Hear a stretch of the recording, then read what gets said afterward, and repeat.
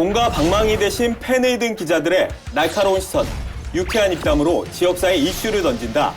시사 토크 견제구입니다. 반갑습니다. 네, 반갑습니다. 안녕하세요. 5월이 이제 가정의 달이잖아요. 그만큼 기념일도 굉장히 많더라고요. 어린이날, 어버이날, 뭐 저는 개인적으로 결혼기념일, 조카 생일, 5월은 정말 통장 다이어트의 달입니다. 그리고 5월 17일이 성년의 날이죠. 그리고 5.18이 민주화운동 기념일이고, 그리고 5월 19일이 부처님 오신 날. 여러분 그 5월 21일 네. 그 부부의 날입니다. 5월 달이 31일인데 그 중에 11일이 바로 기념일입니다. 5월 15일에 이제 스승의 날도 있잖아요. 스승의 날의 유래. 그러니까 스승의 날이 시작된 건 충남이라는 건 또 많이 모르더라고요. 5월 15일 스승의 날은 이제 스승에 대한 존경심을 되새기기 위해 이제 정한 날인데요. 1958년도 충남 강경여자중고등학교 청소년 적십자 단원들이 이제 현직의 선생님 아니면 퇴직한 선생님 또 병중에 계시는 선생님들을 좀 위로하면서 이런 위문 봉사활동을 시작하면서 이렇게 시작이 됐는데요. 이걸 계기로 해서 1963년 5월 26일 날 청소년 적십자 중앙학생협의회에서 이제 스승의 날로 정했어요.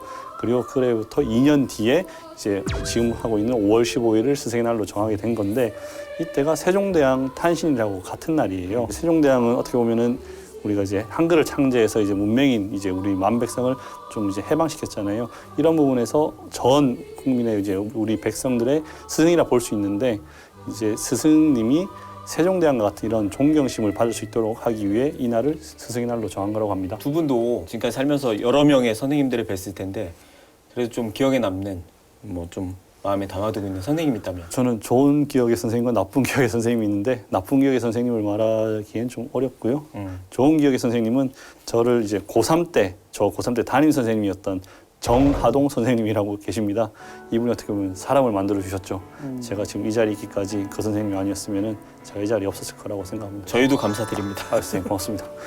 아니, 그렇게 말씀하시면 저는 어떻게 답변을 해야 되나 지금. 무슨 얘기 하실 건데요? 아니, 저는 예전에 그 예체능 선생님이었는데 정말 엄청 맞았습니다. 그때 당시에는 사랑에 매였다고.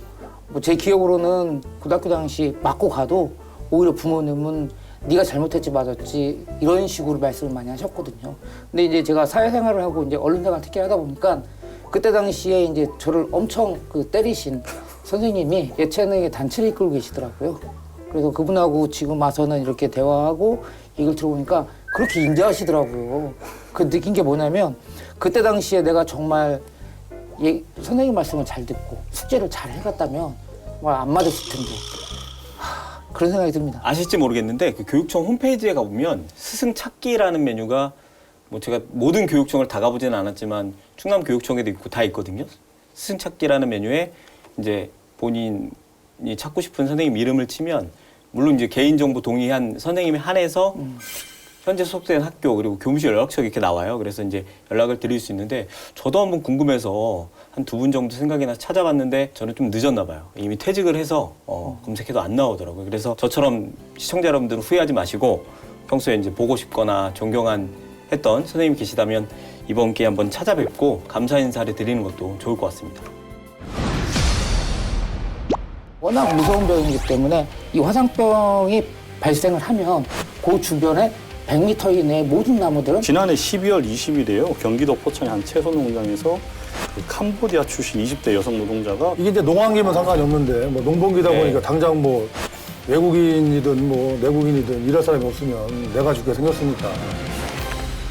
오늘 이제 견제구 주제가 이제 우리 지역 농촌 정책에 대한 이야기인데 두 분은 혹시 농사 경험이 있어요? 예전에 결혼하기 전에 저희 그 지금 안사람이 농촌에서 살았는데 그때 고추대 이 묶는 거 지금도 생각하면 허리 아파 죽겠습니다. 결혼한 이후에는 장인어른이 고구마를 심으셔가지고 캘 때마다 부르셔가지고 아주 가서 힘쓰느라고 아주 그런 경험이 있지 전문적으로 농사를 해본 적은 없다 이렇게 말하고 지금은 있습니다. 안 도와주세요?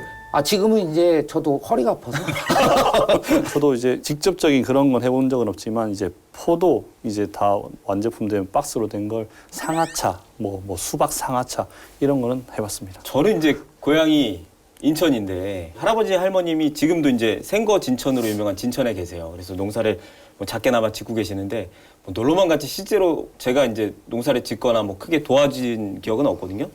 그래가지고 농사에 대해서는 전혀 모르는데 다만 그래도 제가 뭐 심고 키우는 재미는 조금 느껴가지고 베란다에다가 뭐 이렇게 방울토마토라든지 파라든지 이런 거는 좀 재배해본 경험은 있습니다. 잘 됐나요? 잘 됐으면 여기 없어요. 이 기자님이나 아니면 저처럼 이렇게 하는 분들은 이제 취미로 하시는 분들이고 농사를 이제 생업으로 하시는 분들도 계시잖아요. 충남도 통계정보관의 이제 자료에 따르면요, 2015년부터 2018년도에 이제 현황을 살펴보니까 천안의 경우 2015년에 농가 수는 11,651가구에 31,268명의 농업인이 있었고요. 2016년도에는 11,861가구에 29,257명의 농업인이, 그리고 2017년도에는 12,126가구에 29,933명, 2018년도에는 11,477가구에 27,799명으로 집계됐습니다.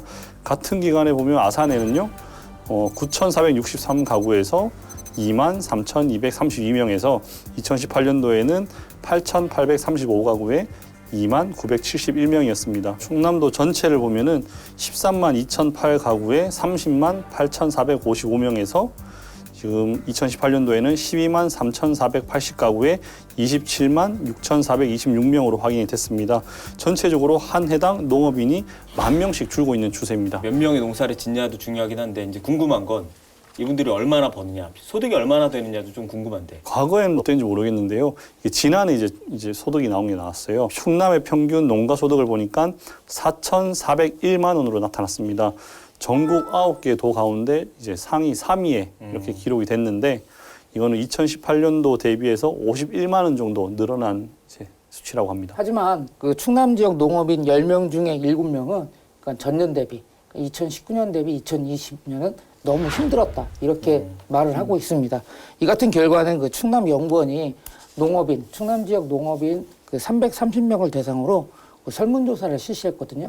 이 중에 71%가 그 지난해 농업 경영이 2019년보다 힘들었다 이렇게 응답을 하고 있습니다. 반면에 축산농가의 75%는 좋아졌다 이렇게 표현하고 있거든요. 그만큼 축산농가와 벼재배라든지 이런 농가는 좀 차이가 있었다 이렇게 볼 수가 있습니다. 정 기자가 전국 9개 시도에서 3위, 그러니까 아무래도 이제 농촌 지역에 있는 광역 시도만 순위를 좀 매기나 보죠. 9개 도였죠. 네. 그중에 3위는 이제 그래도 고무적이긴 한데 뭐 이게 아마 재배 면적이라든지 뭐 품목마다 천차만별일 것 같기도 하고, 그리고 제 주변에서 이렇게 좀 들어보면 실질적으로 그 정도 소득 안 되는 분들이 훨씬 더 많아 보이거든요. 통계청 자료에 따르면 2020년 건 아직 안 나왔고 2019년에 농가소득이 평균 4,110만 원, 그러니까 4,200만 원이 안 됐습니다. 그래서 이제 이건 역시 2018년 대비 약간 감소를 했습니다. 코로나로 인해서 이 수치는 더 낮아질 거라고 생각을 하고 있고, 여기서 이제 좀 더 나가서 경제적인 수치를 본다고 하면 이것도 연구 자료거든요. 도시근로자의 소득은 그 2017년 이후에 연평균 3.1%씩 증가해서 10년 후, 그러니까 2027년 후에는 7,800만 원 수준으로 예상이 됐어요. 반면에 농가 같은 경우는 이 농가 소득이 연평균 2.7%에 불과합니다. 따라서 10년 후에 이제 2027년도에 그 도시근로자 수의 뭐 한 2천만 원 정도 낮은 4,400만 원. 그러니까 너무 차이가 발생할 수밖에 없는 거죠. 그러다 보니 농가 소득은 더 줄어들 수밖에 없다. 이런 연구 결과가 있습니다. 평균 소득 4천만 원, 4,400만 원 정도에 못 미치는 이제 농가가 많다고 있잖아요, 주변에. 근데 이게 상위 농가가 이제 돈을 잘 벌면 분홍이 이렇게 상위 소득을 이끌어가고 평균보다 한참 못 미치는 하위 이제 농가들이 있는 거죠. 그렇다 보니까 그 평균을 낸다는 게 직장인 평균 연봉을 이렇게 뭐 나누는 것처럼 이렇게 판단하기가 한참 어려운 게 있습니다. 이렇게 이제 소득이 좀 어려운 분들을 위해서 농민 소득을 좀 보존하는 이런 제도들도 여러 가지 있다고 들었는데 어떤 게 있을까요? 대표적으로 얘기한다고 하면 농민수당 제도하고 공익직불금 제도가 있거든요. 그 농민수당 같은 경우는 지자체에서 지급을 한다고 보고, 공익직불금은 그 정부에서 지원한다. 이게 대표적인 차이점인데, 그 먼저 농민수당 같은 경우는 각 지방자치단체에서 이제 농업의 공익적 가치를 인정해주고 어느 정도 이제 소득 격차를 줄이자, 그리고 농촌 인구 감소를 방지하자, 이런 차원에서 그 지급하는 수당을 말하고 있습니다. 공익직불금 같은 경우는 그 옛날에 농사직불금이라고도 했거든요. 일정한 조건을 충족한 농업인들에게 위한 국가의 지원 정책입니다. 농민수당 같은 경우는 이제 제가 처음 시작할 때도 저도 기사를 썼는데 그때 60만 원이었던 걸로 알고 있는데 지금 네. 80만 원으로 인상이 됐죠. 네, 충남도 같은 경우가 이제 80만 원인 거죠. 충남도 같은 경우 이제 2020년 지난해 농민수당뿐만 아니라 어민까지 포함해서 농어민수당으로 해서 그 전국 최고인 연 80만 원을 지원하기로 했습니다. 또 이제 공익직불제도까지 시행한다고 하면 200만 원까지 그 수령할 수 있게 되는 겁니다. 이 밖에도 지금 농업인 월급제도라는 게 있던데요. 그 농업인 월급제도는 이제 수학기 예상 소득을 그 월별로 나눠서 농업인에게 선 지급하는 제도입니다.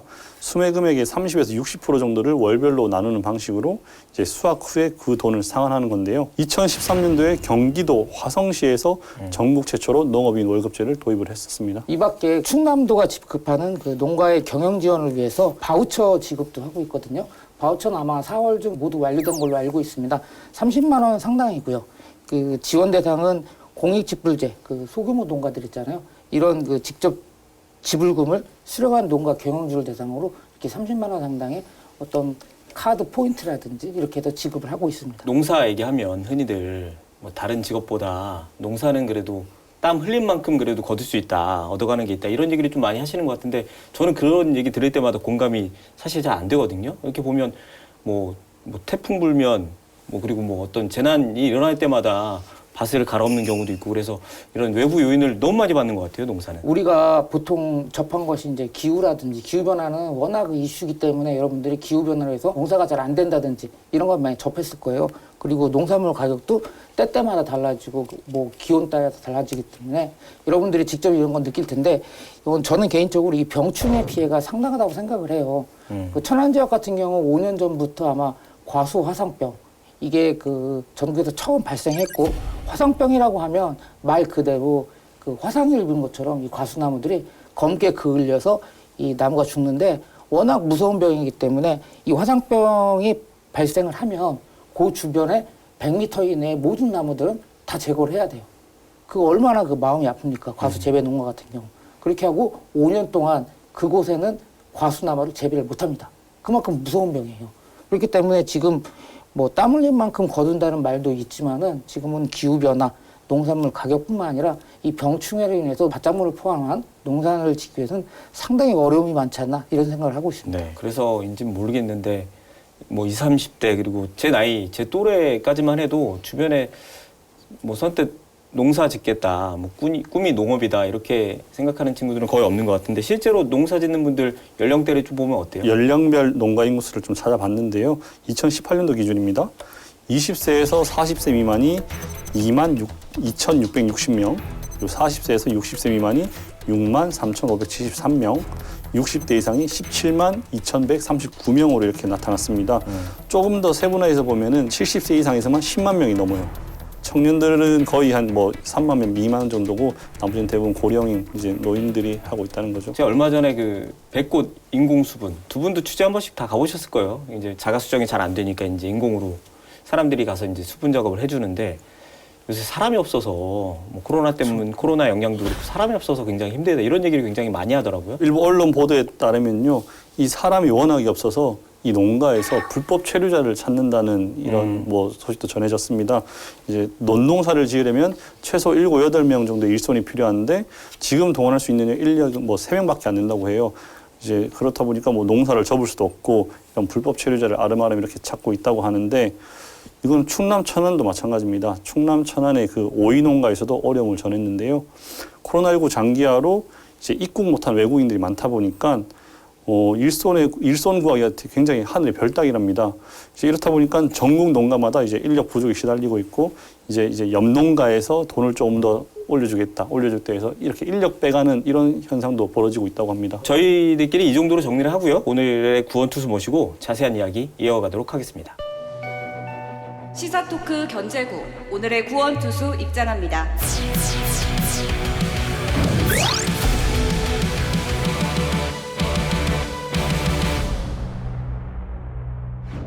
한국농업경영인 천안시연합회 송태성 회장 나오셨습니다.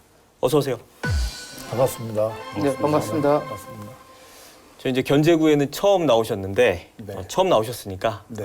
본인 소개 부탁드릴게요. 저는 그 한국농업경영인 천안시연합회 회장 맡고 있는 송태성입니다. 한국농업경영인 연합회 줄여서 이제 보통 한농연이라고 많이 부르잖아요. 네네네. 우리 단체가 구체적으로 어떤 일을 하는 단체인지 또 어떤 분들이 이제 가입해서 활동하는 단체인지 소개를 좀 부탁드릴게요. 저희 단체는 1987년도에 옛날에는 그냥 농어민 후계자라 그랬어요. 농어민 후계자가 이제 전신인데 그 전국에 있는 5만여 명 농어민 후계자가 모여서 쉬운 말로 우리 강령에도 있거든요. 그 선진 복지 농촌을 구현한다. 선진 복지 농촌을 구현한다는 취지로 전국에 있는 5만여 그 농어민 후계자가 모여서 만든 사단법인입니다. 회장님은 언제부터 이런 농업을 하게 됐는지, 농업을 직업으로 선택하게 된 이유, 또 지금 어떤 작물을 재배하고 있는지 좀 궁금하거든요. 원래 어려서부터 저희 뭐 할아버지, 아버지 계속 이제 농사를 지셨던 분들이고 또 집안에서 장남이기 때문에 자연스럽게 이렇게 농사를 거들면서 농사일은 뭐 어깨동무로 배웠습니다, 사실은. 그러다가 이제는 저희 아버지가 좀 큰 병으로 이렇게 돌아가셔가지고 집안에 또 장남이고 종소이다 보니까 밖에서 사업을 좀 했었는데 그거는 이제 동생들한테 물려주고 들어와서 이제 본격적으로 농사를 졌는데 그 시기가 제가 이제 경영인이 2005년도에 제가 이제 선발됐거든요. 2005년도부터 본격적으로 이제 전업으로 농업을 시작하게 됐습니다. 농작물마다 좀 다르겠지만 요즘에 우리 지역 농촌에서는 어떤 작업들이 한창인가요? 제가 사는 성안부터 말씀드리면 얼마 전까지 화접 때문에 굉장히 뭐 눈코뜰 새 없이 바빴었죠. 화접 해내고 전부 다 뭐 친지, 가족 친지 뭐 여기 계신 공무원님들 뭐 농협 직원들 다 나와서 도와주시고 이제 끝냈는데 또 고맙게 생각하고요. 지금 이제 전체적으로는 뭐 다들 아시겠지만 이제 모내기 해야 되잖아요. 그래서 이제 지금 모내기 전 단계인 그 못자리. 그래서 못자리 시작된 지가 한 열흘 정도 됐습니다. 그래서 이제 천안 전체적으로 지금 이제 전부 다 못자리 준비하냐 바쁘실 테고, 그 다음에 봄이니까 뭐 감자도 심어야 되고 고구마도 심어야 되고 입장 선거 이런 데는 지금 이제 포도가 작년에 포도 농사 비 때문에 많이 고생하셨는데 올해 이제는 지금 순치기 시작하고 조금 있으면 알 솟게 해야 되고 뭐 그렇죠 뭐. 농사 이제 처음 뛰어든 게 15년 전이라고 하셨는데 농촌 이렇게 풍경 바라보면 똑같아 보이는데 15년 전과 지금 비교해 보면 어떠세요? 굉장히 많이 바뀌었죠. 일단은 뭐 나이가 다 이제 많이 드셔가지고 다들 좀 연로해지셔가지고 밖에 나가 보면 15년 전에는 그래도 마을 정자에 이렇게 어르신들 앉아 계시고 담소도 나누시고 막걸리도 드시고 하셨어요. 근데 지금 뭐 코로나19 영향도 있지만 사실은 그거 때문에 그런 게 아니라 나와서 막걸리 드실 분 안 계세요. 그만큼 뭐 시골 농촌 인구 많이 감소하고 있고 또 고령화 심해서 농사 짓기 힘든 상황입니다. 지금. 저희도 이제 소득 얘기를 좀 했는데 네. 경제적으로도 좀 많이 어려운 편인가요? 경제적으로 말씀드리면 그거는 참 보기에 따라서 많이 바뀌었는데요. 몇몇 분들은 굉장히 부유해졌습니다. 그게 왜냐면은 중앙정부에서 한 근 20년 전부터 추진한 뭐 농업의 규모화, 뭐 선진화 여러 가지가 있는데 거기에 잘 순응하고 쫓아간 농부들은 굉장히 부자가 됐어요, 사실은. 분홍이 됐는데 그분들은 제가 보기에는 전체 농업 인구의 한 5% 정도 될 것 같습니다. 그리고 이제 나머지 한 95% 정도는 거기에 적응을 못했겠죠. 그래서 이제는 그냥 관행적으로 농사 지시고 이렇게 하다가 나이만 드셨는데 사실 안타까운 거는 시골도 요즘에 도시보다 좀 전에 말씀들 하셨잖아요. 뭐 소득 격차가 도농 격차가 많이 벌어지고 있지만 시골 내에서도 분홍과 빈농 차이가 너무 많이 소득 격차가 생기기 때문에 그게 아마 더 큰 문제라고 저는 생각합니다. 회장이 봤을 때는 이제 그런 소득적인 문제도 있지만 요즘 농촌에서 농사 지을 때 네. 가장 힘들다고 보여지시는 건 어떤 거예요? 첫째는 뭐 사람 문제죠, 사람. 일단은 뭐 내국인으로는 다들 연로하셔가지고 농사 현장에서 나와서 일할 분이 거의 안 계시니까 일단 내국인은 쓰기가 좀 어렵고요, 요즘에. 또 외국인을 써야 되는데 코로나 때문에 거의 뭐 입국 멈춤 사태라고 그랬다네. 그 정도까지 왔기 때문에 외국인들이 들어오기도 어렵고 또 있는 분들은 계속 또 어쨌든 좀 나가야 되는 상황이고 그래서 외국인들도 계속 줄고 있거든요. 또 일할 사람들이. 그렇기 때문에 일단 고용 현장에서 일할 수 있는 사람들 고용에 가장 어려운 문제가 있고요. 그다음에 뭐 작년 같은 경우 뭐 다들 아시겠지만은 점점 더 심해진 이제 기후가 좀 이상 기후가 많잖아요. 그래서 배 얘기를 하면은 작년 이때죠. 이때 화접하고 나서 막 굉장히 큰 냉해가 와서 예, 그래서 이제 뭐 얼마 전 뉴스에서 나오지만 백값이 뭐 70% 올랐다고 그랬잖아요. 그러니까 그만큼 뭐 냉해 피해 또 전혀 52일인가 뭐 역사상 이래 없는 뭐 긴 뭐 장마도 있었고 그래서 하여튼 농사짓기 상당히 또 그 기후 이상 기후 때문에 농사짓기 어렵고 그런 현실적인 문제가 있습니다. 외국인 노동자도 지금은 구하기가 쉽지 않은 상황이 들었습니다. 네네네. 예년에 비하면은 그러니까 코로나 이전하고 비교한다고 하면 네. 어느 정도인지 좀 말씀해 주실 수 있겠습니까? 그냥 직접적으로 제 예를 하나 들어드리겠습니다. 제가 전달까지 외국인 노동자가요 상주하는 노동자가 4분 계셨었는데요. 네. 네, 3분을 누가 빼가가지고 네, 현재 한 분이 일하고 있습니다. 아, 빼갔다는 거는 임금을 더 준다 그러고서 이제는 저 몰래 자기들끼리 합의 보고 데리고 간 거죠. 그래서 제가 사실 허리가 안 좋은데 네. 그거 빈 공백 메우냐고 해서 지금 허리가 지금 뭐 그래. 그러니까 다들 부족하니까 서로 네네네. 뺏고 빼앗기고 이게 이제 농한기면 상관이 없는데 뭐 농번기다 네. 보니까 당장 뭐 외국인이든 뭐 내국인이든 일할 사람이 없으면 내가 죽게 생겼으니까 남 사정 봐줄 수가 없잖아요 지금. 그러니까 이제 뭐 더 주고라도 지금 막 많이 데리고 가고 있는데 임금도 저희 같은 경우도 작년에 한 180만 원 정도 준 것 같아요. 근데 지금은 250에서 저 경기도 쪽 같은 경우는 지금 뭐 270만 원까지 준다고 하더라고요. 상식적으로 네. 저는 거기에서 금액이 오른다고 해도 네. 그 뭐 고용주한테 아예 어디서 어느 정도 준다 네. 이러면서 이렇게 좀 더 올려줄 수 없느냐 네. 이게 선이고 네. 그냥 후는 안 된다 하면 그럼 전 다른 데로 가겠습니다. 네네네. 이렇게 얘기를 할 텐데 그런 얘기도 없이 그냥 여기 언니가 더 주니까 거기로 그냥 가버리는 그렇다는 얘기인가요? 네네네. 어, 그게 제가 보기에는 우리와의 그 문화적인 차이인 것 같아요. 우리는 그래도 뭐 이 고용주든 피고용주든 서로 간에 상호 신뢰가 있고 어느 정도 의리가 있는데 그 사람들은 뭐 막말로 시쳇말로 한 번 보고 말 사이니까 뭐 더 볼 사이 아니니까 뭐 그런 마음인 것 같아요. 그냥 그랬기 때문에 사실은 뭐 들어보셨을 거예요. 야반도주도 사실 굉장히 많습니다 지금. 그럼 실제로 그렇게 일하는 그 일손들은 외국인 노동자들은 불법 체류한 그런 사람들이 아니라 정상적인 이 근로를 하기 위해서 우리나라에 온 사람들이 그런 사람들도 그렇게 하고 있습니다. 지금. 그런 사람들은 뭐 이런 단기 계약서나 뭐 이런 걸 안 쓰고 그냥 하는 건가요? 계약서 있죠. 계약서는 있는데 그냥 있는데도, 계약서를 네네. 계약 조건과는 그냥 무관하게 네네네. 네, 가는 건가요? 네, 갑니다. 근로자 입장에서 저는 좀 생각을 해보면 네네. 더 많이 준다는데 물론 이제 도의적인 예의는 지켜야 되겠지만 네네네. 가는 부분들이 좀 이해되는 부분도 약간은 있는데 이제 그것 때문에 동네에서도 싸움도 난다고 들었거든요. 제가 사는 동네는 음. 그렇게 외국인들 많이 쓰진 않는데요.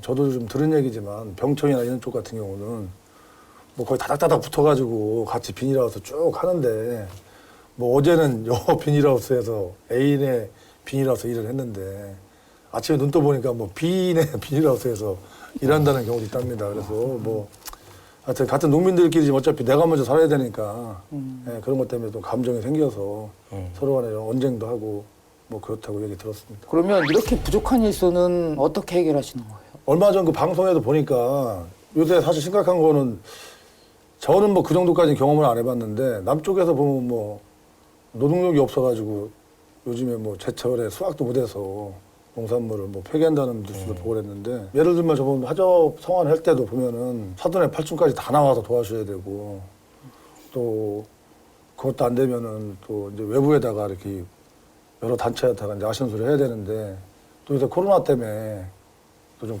꺼려 하잖아요. 사실은 현장 가서 사람들 만나는 게 대면하는 게. 그래서 이제 또 그런 분들도 많이 줄었고. 그래서 이제 요즘에는 뭐 어쩔 수 없이 이제 또 용역회사에 많이 기대는데 또 용역회사도 사실은 또 인건비가 또 덩달아서 많이 올랐어요. 그래서 뭐 이제 어쨌든 농산물 씨도 뿌리고 뭐 여러 가지 가꾸기도 하고 수확도 해야 되는데 사람을 안 쓸 수는 없고 그래서 이제 요즘에는 그렇게 뭐 닥치는 대로 그냥 여기저기 부탁도 하고 또 용역도 쓰고 이렇게 합니다. 근데 저 같은 경우는 현장에서 일할 노동자들을 구해보려고 하다가 그 우연히 그 법무부 법무부 산하 기관이죠. 뭐 준법지원센터인가요? 네. 이게 이제 천안 성정동에 있는데 거기를 우연히 알게 돼서 찾아갔는데 거기서 그 사회봉사 명령 받은 분들, 예, 그분들이 하루에 그 8시간씩 나가서 이 봉사해 주는 게 있다더라고요. 그래서 이제 그걸 알게 돼서 전주부터 그분들한테 도움 받고 있습니다. 그래가지고 하여튼 큰 도움 받고 있죠. 하여튼. 예. 그래서 저는 그렇게 개인적으로는 요즘에 그렇게 인력난을 좀 해소하고 있습니다. 그분들한테는 뭐 또 인건비를 또 지불을 하는 건가요? 그분들이 봉사로 하는 건가요? 어떻게? 제가 뭐라 표현할지 모르겠는데 하여튼 뭐 죄를 져가지고 사회봉사 명령을 받은 분들인데 판결을 받은 거죠. 그래서 이제 그 죄의 대가로 나가서 사회봉사를 하는 거기 때문에 쓰는 저희 그 농가에서는 그 임금에 대한 부담은 없습니다. 예, 무료고요. 또 하나 중식하고 참도 그 법무부 예산으로 다 이렇게 지원해 주시기 때문에 농가에서는 그냥 뭐 요즘에 좀 덥잖아요 날이. 그러니까 좀 물이나 갖다 드리고 또 일할 때 이렇게 지켜보면서 잘하나 못하나 이렇게 하고 좀 말동무 해주시고 그렇게 하면 되는 것 같습니다. 이런 좋은 사례를 회장님이 말씀해 주셨는데 다른 분들한테도 이런 신청할 수 있는 방법 좀 있으면 좀 소개 좀 시켜주시죠. 신청 접수하는 거는 그 준법지원센터 가셔가지고 그냥 상담하시면 되는 것 같습니다. 그래서 저희 같은 경우도 그 뭐 어렵지 않게 제가 우리 그 단체에 보면 또 부회장님들이 계신데 부회장님 중에 한 분이 이제 찾아가셔가지고 그분들과 상담하시고 그다음 이제 교육을 좀 받아야 됩니다. 2시간 동안. 봉사활동에 임하는 분들도 뭐 분들이지만 그분들의 받는 봉사활동 처에 네. 운영하시는 분들도 어떤 일정의 교육을 받아야지 그분들이 고용은 아니지만 그분들이 쓸 수 있다.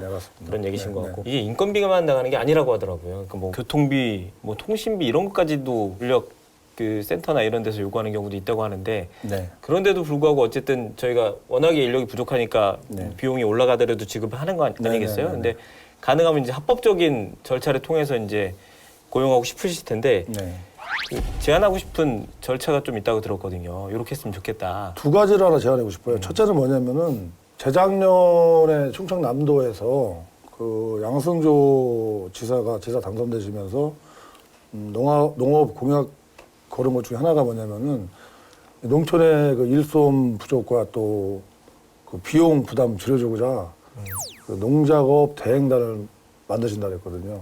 그래서 이제는 재작년에 처음으로 그 천안에 그 동북 6개면을 관할하는 그 아우네 농협하고요. 동천안 농협에서 시범적으로 그 농작업 대행단이라는 거를 통해서 그 소규모 농들, 분여농들 이런 분들한테 그 도움을 주셨어요. 그래서 이제 작년부터는 본사업으로 충남 전체적으로 다 확산을 해서 그 농작업 대행단을 운영하고 있거든요. 운영 방식은 2가지가 있거든요. 하나는 용역을 만약에 썼어요, 저희가. 그러면 그 인건비를 지원해 주는 방식이 있고, 거기는 하나 단서 조건이 있습니다. 한 농가당 최대 200만 원까지 지원해 줄 수 있거든요. 또 하나는 뭐냐면은 말 그대로 진짜 순수한 농작업 대행단을 만들어서 농가가 내가 만약에 이제 우리 텃밭을 노타리를 쳐야 돼요. 경운 작업을 해야 돼요. 근데 이제 그 경운 작업을 할 수 있는 뭐 경운기라든지 트랙터가 없으면 그 경운기나 트랙터를 갖고 농작업 대행단을 만드는 그런 단체가 있거든요, 회사. 그럼 거기를 가서 이제 요청을 하는 거예요. 농협에 통해서 요청을 하는 거죠. 나는 누구누구나 어떤 회사에서 대신 와서 노타를 쳐줄 거다, 뭐 경호를 해줄 거다. 이렇게 하면 이제 그 사람들과 대신 해주거든요. 그러면 이제 그 돈을 예산을 받아놓은 농협에서 그 농작업 대행 회사에다 주거든요. 근데 제가 바라는 거는 후자 쪽으로 좀 더 좀 전문화된 그러한 그 농작업 대행 단체를 좀 많이 만들어서 1년 내내 상시적으로 좀 필요한 농가들한테 이렇게 도움을 주셨으면 하는 그런 바람이 있고요. 또 하나는 이제 인력 수급 문제인데 요새 물론 뭐 코로나 때문에 국가 간 거래도 어렵고 또 국가 간 거래가 어려우니까 외국인 노동자들도 입국 자체가 좀 어려운 현상이지만 그래도 제가 하나 제안하고 싶은 거는 우리나라의 그 계절근로 제도가 있긴 있거든요. 근데 이제 그 계절근로 제도가 우리나라가 좀 활성화가 되어 있지 않습니다. 그래서 그 계절근로 제도를 좀 활성화해서 좀 더 농가한테 인력을 좀 제공해 줬으면 하는데 예전에는 제가 알기로는 그 C3인가 C4 비자 가진 90일짜리 단기 체류 그 계절근로만 허용이 됐었는데 농업계나 여러 가지 현장에서 좀 건의를 해서 요즘에는 E8 비자라고 5개월까지 체류하면서 이렇게 이제 현장에서 일해줄 수 있는 그런 제도가 있거든요. 근데 또 하나 문제는 그 계절 근로를 시행할 수 있는 거는 지자체에서 하는 거거든요, 사실은. 충남에서는 지금 제가 알기로는 부여하고 보령하고 해서 한 4개 시군에 사는 걸로 알고 있습니다. 근데 이제 천안도 몇 년 전에 그게 도입하려고 하다가 지지부진 그냥 도입이 안 되고 말았는데 제 생각에는 그 계절 근로를 좀 현실화해서 천안에서도 좀 빨리 도입해서 인력난 부족한 농가들한테 좀 외국인 노동자들을 좀 제때 좀 이렇게 보내줬으면 좋겠습니다. 올해는 코로나 시국 때문에 이제 입국이 어려우니까 바로 활용은 못 하더라도 어쨌든 언젠가는 이제 코로나가 종식이 될 거잖아요. 그 이유를 좀 지금부터라도 좀 논의해서 준비를 했으면 좋겠다.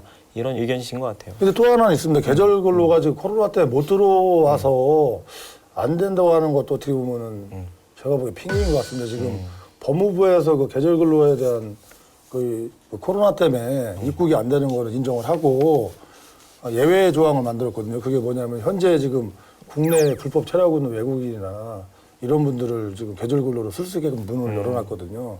그래서 천안에도 코로나 병천에서 그 외국인 근로자들 서줬을 때 그 불법 체류자지만 전부 다 그렇죠. 전수조사 받게 했잖아요.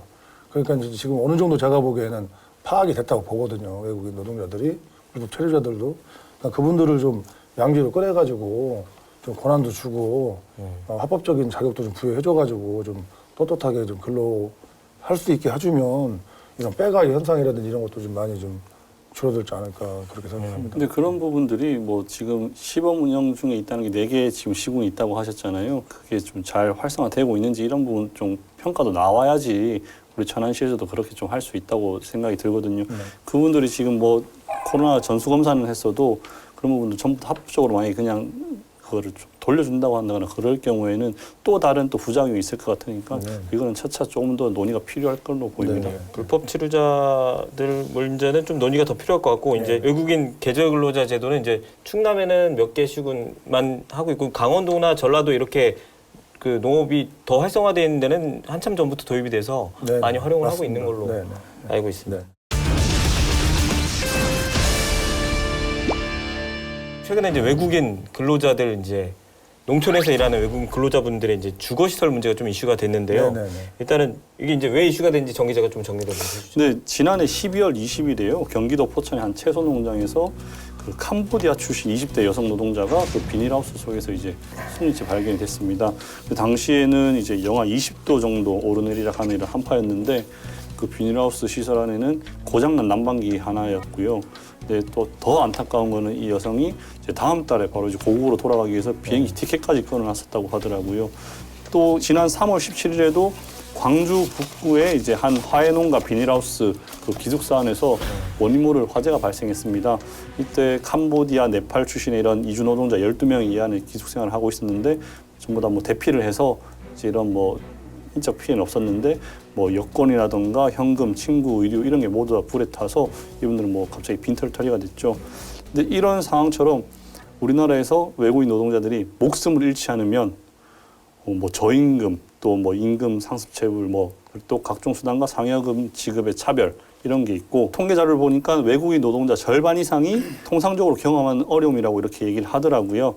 또 뭐 폭언과 폭행 문제는 뭐 기본적으로 있고 또 4대 보험에 사각지대니까 또 의료비 폭탄이 또 있기도 하고 또 부당한 근로계약에 따른 뭐 터무니없는 근로시간하고 인종차별, 뭐 인격모독, 하대, 억압 정말 하나하나 나열하기 어려울 정도라고 합니다. 인권 보호, 뭐 차별 없어져야 된다는 거에 대해서는 다 공감을 일단 하실 거고, 근데 이제 정부에서 요구하는 대로 수준을 이제 맞춰야 되는 우리 농가 입장에서는 부담이 굉장히 크다고 말씀을 많이 하시거든요. 어떻습니까, 회장님? 좀 전에 정 기자님이 말씀하신 그 외국인 인권 문제에 대해서는 저희들은 나름대로 좀 떳떳하고 자부심을 갖고 있습니다. 왜냐면은 예전에 제가 알기로는 그 일반 그 공장이라고 해야 되나요? 그런 곳에서는 그런 게 좀 있었다고 보고 또 예전 그 한 10년 전에 저희하고는 좀 다른 세대의 농부들이시죠. 이분들이 이제 1세대 외국인을 쓰셨던 분들인데 이분들 때는 그런 폭언도 있었고 폭행도 있었던 건 맞습니다. 하지만 지금은 거짓말 하도 안 보태고 제가 우리 집에 일하는 그 외국인 노동자한테 목소리만 한번 높여서 야 해도 그 다음날 갑니다. 진짜입니다 이거는. 절대로 그렇게 할 수가 없습니다. 지금은 그 사람들이 갑입니다. 모시는 거네요, 정말. 모시고 있죠. 왜냐면은 이제 알고 있습니다. 저희들 약점을.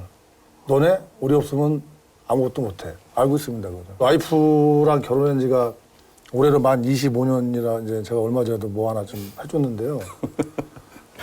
제 와이프한테는 내가 밥 투정을 한 번도 안 해봤어요. 반찬 투정을. 거짓말이다. 끼마다 고기 떨어지면 난리 납니다. 그 정도로 지금 대우 잘해줘야 됩니다, 진짜. 그리고 주거환경시설에 대해서 말씀드리면은 고용노동부에서 뭐 외국인 주거환경 개선을 위해서 뭐 시골 농촌에서 쓰는 외국인 노동자도 뭐 합법적인 건축물에서 뭐 숙식을 제공하게 해줘야 된다 이렇게 법을 바꾸신 것 같아요.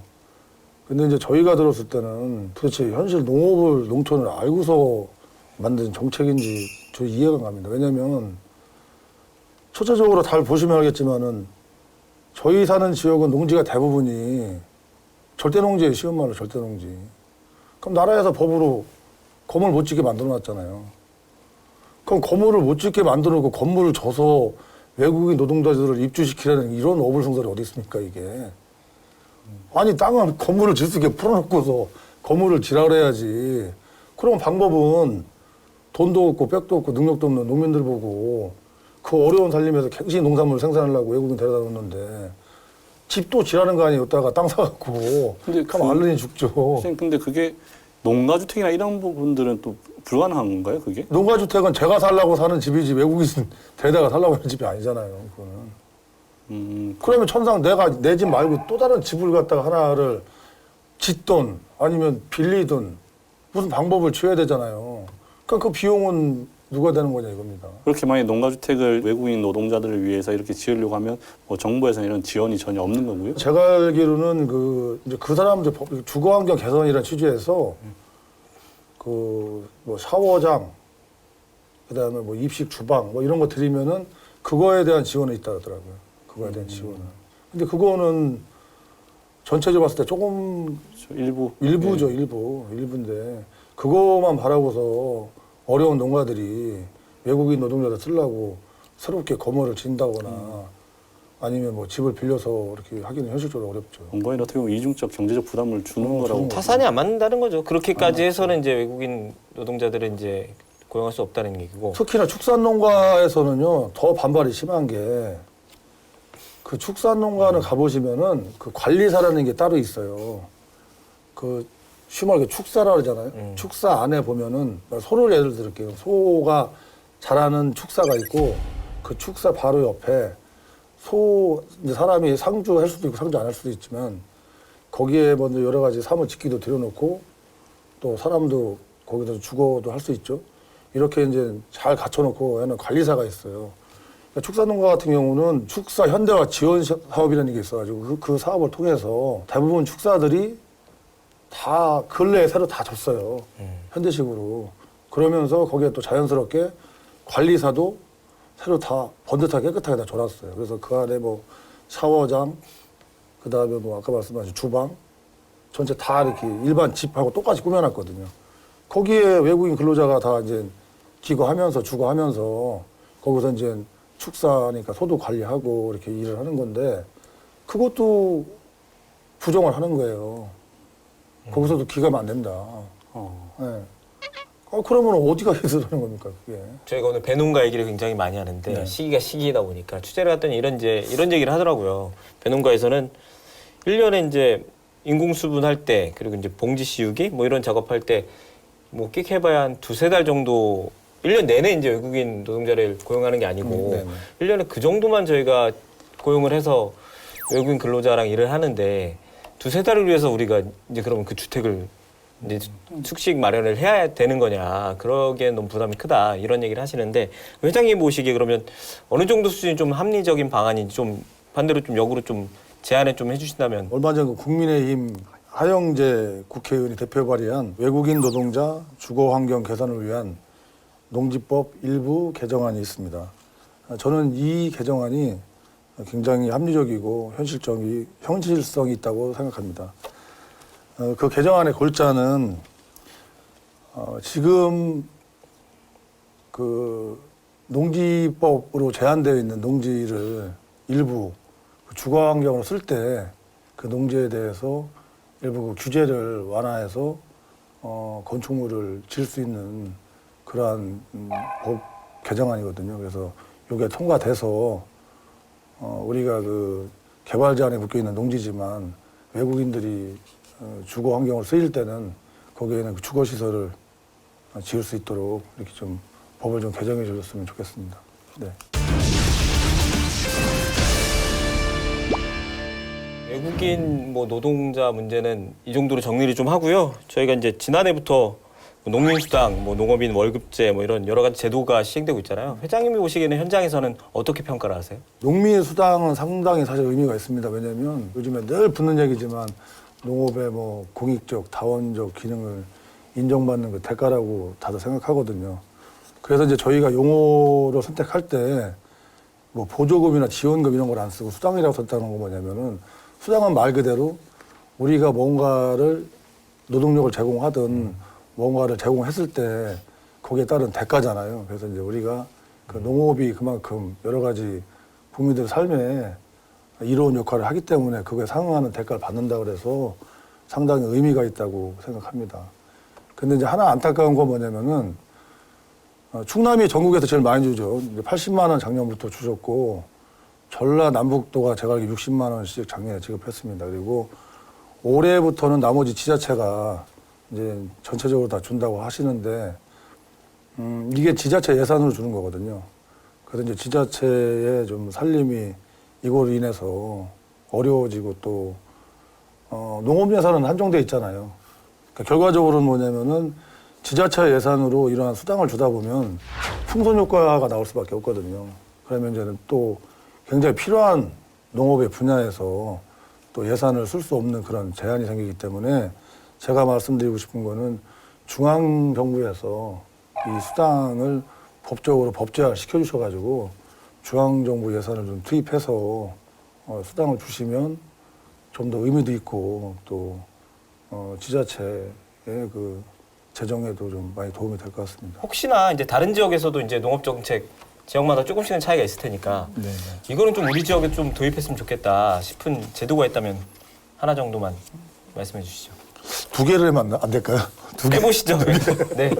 평택시는 예전부터 천안이랑 좀 비슷해요. 도농 복합 도시고 또 이제 평택도 굉장히 많이 발전 속도가 빠른 그런 도시인데 예전부터 그 농어민의 그 목소리를 경청하기 위해서 그 시장 직속으로 농업 특별 보좌관 제도를 계속 두고 계세요.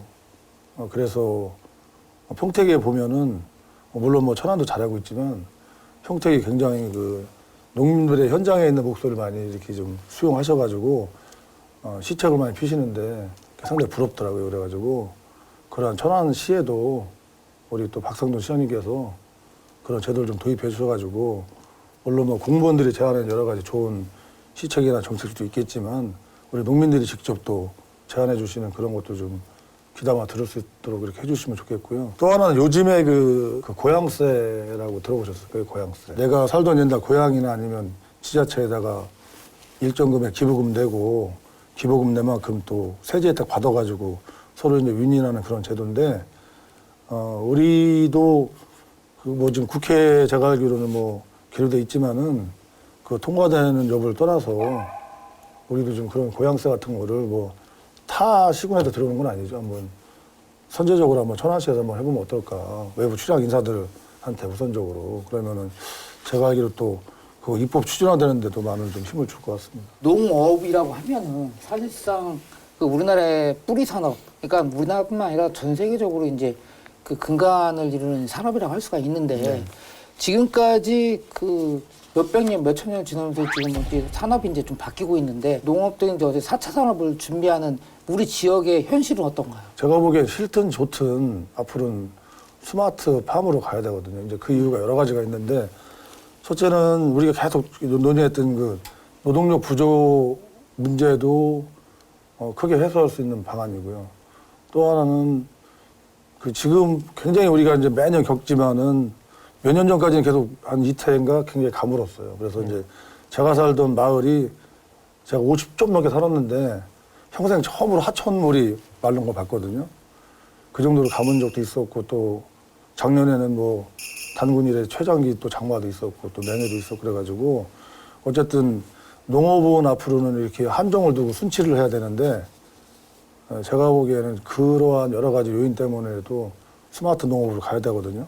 근데 이제 천안시에서 그렇게 스마트 농업과를 두고 또 특히나 또 스마트 농업과만 둔 게 아니라 센터 내에 스마트 팜 테스트 베드라고 그거를 지금 짓고 있어요. 몇십억을 들여서. 근데 이 테스트 베드가 굉장히 중요한 게 뭐냐면은 이 테스트 베드가 있어서 그 지역에서 지금 특화하고 있는, 그러니까 우리가 말하는 그 병점 가면 오이가 있고 또 수심 가면 메론 뭐 이런 게 있잖아요.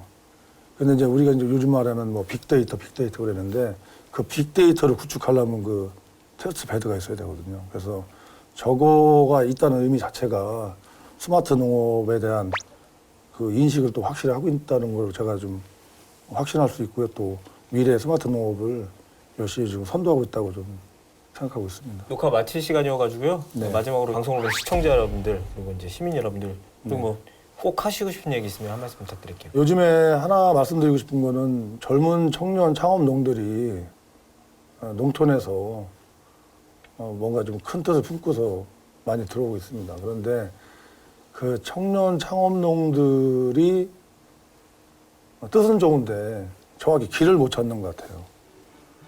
그래서 이제는 그거는 누군가는 좀 해줘야 되는데 관이든 아니면 우리 농업 경영이든 아니면 여러 사회 단체에서 좀 관심을 가져주시고 그분들을 좀 좋은 쪽으로 좀 잘 인도해 주셨으면 좋겠고요.